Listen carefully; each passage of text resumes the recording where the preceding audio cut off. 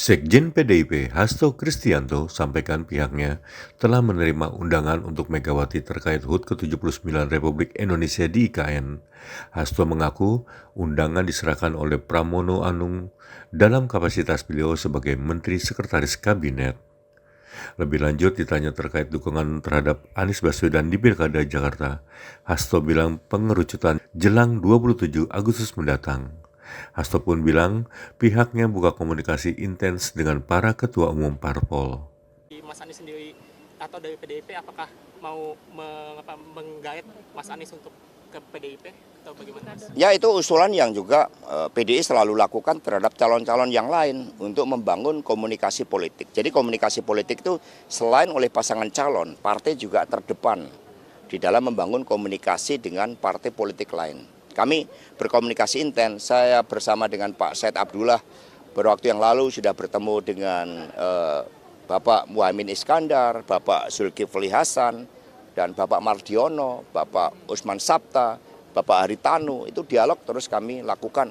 Termasuk komunikasi melalui telepon dengan Pak Erlangga Hartarto itu juga kami lakukan. Pak, penegasan berarti Anies potensial tidak untuk PDI Perjuangan di Pilkada DKI? Ya, Pilkada Jakarta kan sangat dinamis. Sehingga kami selain bergerak itu juga melihat bagaimana pergerakan dari partai politik lain. Tetapi pada akhirnya pengerucutan akan terjadi itu menjelang pendaftaran pada tanggal 27 Agustus. Dari PD Perjuangan tentu akan mencoba untuk di depan supaya rakyat bisa mengetahui lebih awal terhadap calon-calon mana yang diusung oleh PD Perjuangan. Tapi optimis dari Ibu ada sinyal hijau untuk Ahok nggak, Pak? dengan PDI Perjuangan? Ya, kami optimis karena PD Perjuangan telah melakukan langkah-langkah persiapan. Besok rekan-rekan pers kami undang untuk meliput pelatihan tim kampanye batch keempat, yaitu di Puncak. Kami akan menyiapkan kendaraan, ini menunjukkan keseriusan PDI, satu-satunya partai yang sudah menyiapkan pelatihan tim kampanye hingga angkatan keempat, itu adalah PDI Perjuangan. Mas, tadi kalau dikatakan oleh Mas Hasto itu juga berkomunikasi dengan petinggi-petinggi parpol yang termasuk ada di Kimples juga nih. Nah, ini apakah dalam komunikasi itu ada memungkinkan PDI Perjuangan ini akan merapat ke ke Kimples gitu dalam komunikasi itu, Mas? Jadi konfigurasi politik setiap daerah ini kan unik. Mereka telah memiliki sejarah ya sesuai dengan aspek-aspek sosiopolitik. Sehingga misalnya di Banten kami banyak bekerja sama dengan Partai Golkar, di Jawa Tengah itu ada sekitar 10 dengan Gerindra, demikian pula di Jawa Timur dengan PAN itu di kota-kota besar kami banyak membangun kerjasama termasuk di Bengkulu, sehingga PDI menjadi titik temu dari partai-partai yang lain sesuai dengan konfigurasi politik yang ada di daerah. Mas Hasto, ini Mas Anies banyak ditinggalkan kan karena PKS mengusungnya sepaket dengan Pak Sohibul Iman ini. Kalau misalkan dari PD Perjuangan sendiri menganggap kans mendukung Mas Anies ini terkendala hal ini juga apa tidak, Mas Hasto? Ya, kita melihat seorang pemimpin kan dari aspek karakternya, dari track recordnya, kemudian baru kita lihat elektoralnya dan desain masa depannya. Ini yang terus dimatangkan. Karena partai punya komitmen untuk mempersiapkan visi dan misi dari pasangan calon yang memuat hal-hal yang fundamental. Contohnya program fakir miskin dan anak telantar dipelihara negara, program mengatasi stunting, kedaulatan pangan, kedaulatan energi, politik tata ruang, itu sedang dipersiapkan oleh PDI Perjuangan, sehingga antara partai, calon, dan rakyat itu sebagai satu kesatuan. Oke, Mas, itu dari PDIP sendiri untuk Pak Ahok kita kemarin bikin acara A3 terus juga mengumpulkan massa untuk membahas isu-isu Jakarta. Dari A3-nya Ahok ini apakah akan menunjukkan sinyal untuk mendukung Ahok? Ya, semua bergerak. Seorang pemimpin tidak hanya dipersiapkan tetapi juga mempersiapkan diri. Jadi seperti ada Pak Anies misalnya, ada Pak Ahok, ada Pak Ridwan Kamil, semua berproses. Dan kemudian dialog antar partai, kemudian bagaimana suara arus bawah, itu yang nanti akan mengerucutkan keputusan politik terhadap paslon. Mas Hasto, tapi PDIP ini akan kekeh mengusung kader saja atau membuka peluang di luar kader? Ya, dalam perspektif ideal, tugas partai adalah untuk mempersiapkan calon-calon pemimpin dari internal partai. Tetapi kami juga harus bersikap objektif, realistik. Maka kami lihat peta politik di setiap daerah. Sekiranya memungkinkan kader internal itu opsi terbaik. Tetapi bekerja sama dengan partai lain atau mengusung kader yang bisa diterima bersama-sama itu juga merupakan hal yang baik. Karena kami telah mengambil langkah terobosan pada tahun 2020 terhadap calon-calon yang di luar PDI Perjuangan pun selama diusung oleh partai itu kami persiapkan dengan sekolah partai. Mas, ini kemarin dari pihak istana kan ada undangan gitu ke mantan-mantan presiden untuk upacara Agustusan di IKN. Nah, apakah Ibu Mega sudah menerima ini dan apakah akan datang di IKN, Mas? Ya, undangan sudah diterima, bahkan diserahkan oleh Mas Pramono Anung dalam kapasitas beliau sebagai Menteri Sekretaris Kabinet. Sehingga undangan sudah diterima dan kemudian ditimbang-timbang karena 17 Agustus ini kan merupakan suatu peristiwa yang maha penting, yang mengandung nilai-nilai patriotisme yang begitu besar, hasrat untuk mewujudkan kemerdekaan yang sejati-jatinya, sehingga Ibu Mega telah menerima undangan tersebut dan nanti akan, ya tentu saja akan diharapkan namanya undangan kan untuk dapat memenuhi undangan, tetapi kita juga melihat situasionalnya. Karena Ibu Mega saat ini concern terhadap persiapan untuk Paskibraka yang akan dikirim ke IKN dan semua telah dipersiapkan dengan detail ya tentang kehadiran dari Ibu Megawati Soekarno Putri dengan undangan tersebut tentu suatu kehormatan sebagai presiden kelima, tetapi nanti itu akan disampaikan pada waktu yang tepat. Mas, dengan wacana Kimpres di Jakarta sepertinya Kim ingin membentuk koalisi gemuk Mas itu, dan itu terlihat di beberapa daerah lain. Apa PDIP melihat bahwa itu upaya Kim untuk meninggalkan PDIP di pilkada kali ini, Mas?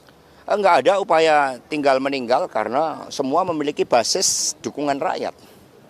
Sehingga di beberapa wilayah kerjasama itu berjalan dengan baik, apalagi di tingkat kabupaten kota. Hanya di tingkat provinsi, di beberapa wilayah provinsi yang masuk kategori strategis, kan ada kepentingan-kepentingan tertentu yang harus dihitung-hitung, yang harus dicermati.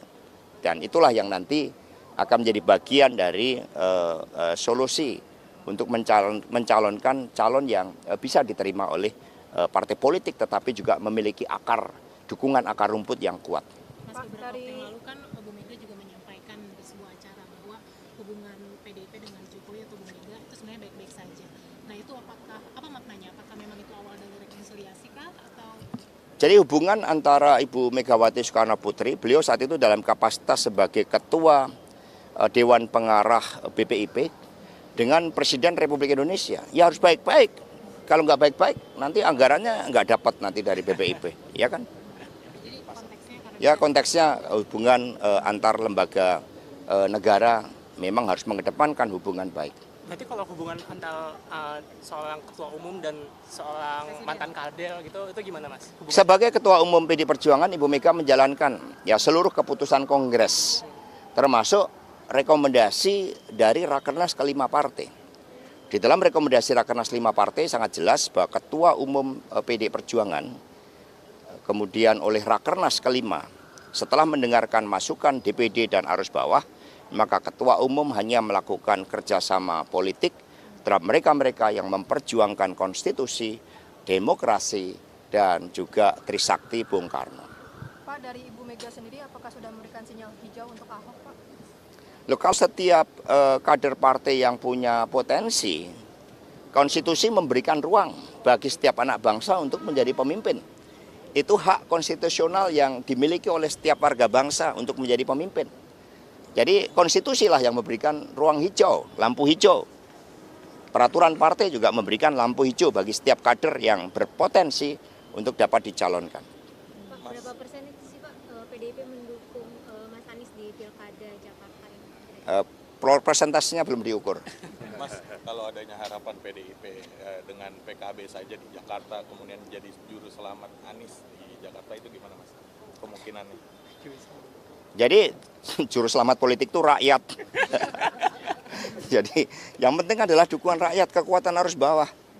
Kekuatan yang maha dahsyat, kata Bung Karno, itu adalah persatuan rakyat.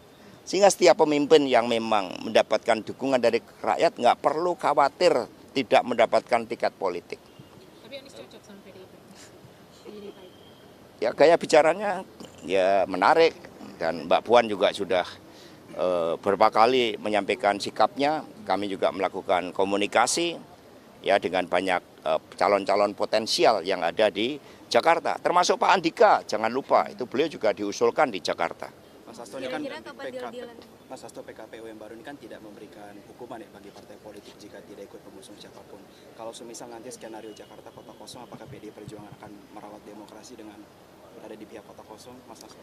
Untuk Jakarta kota kosong sebenarnya dalam konteks demokrasi, kehidupan demokrasi kita, itu suatu yang harus dicegah.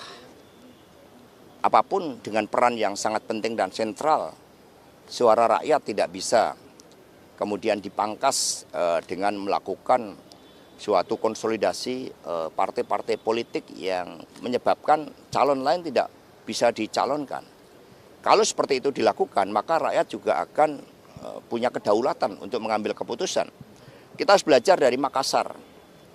Ketika seluruh upaya dilakukan untuk mengganjal calon yang menempati tempat tersendiri di hatinya rakyat, maka rakyat akhirnya memenangkan kotak kosong. Dan itu menjadi pelajaran demokrasi yang sangat berharga bahwa partai di dalam mencalonkan itu harus melihat suara arus bawah itu. Ya cukup ya.